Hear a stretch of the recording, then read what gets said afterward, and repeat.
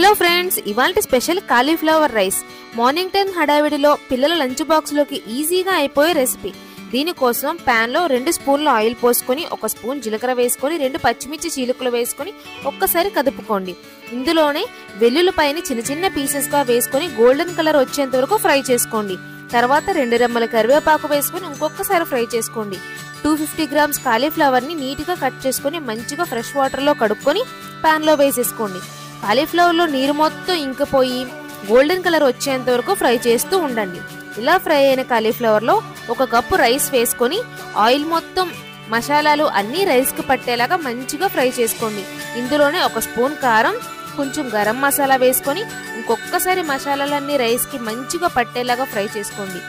అంతేనండి, cauliflower rice ready అయిపోతుంది. నిన్న చెప్పిన పొడుపు కథకి జవాబు తాడి చెట్టండి. మళ్ళీ మరో పొడుపు కథతో మీ ముందుకు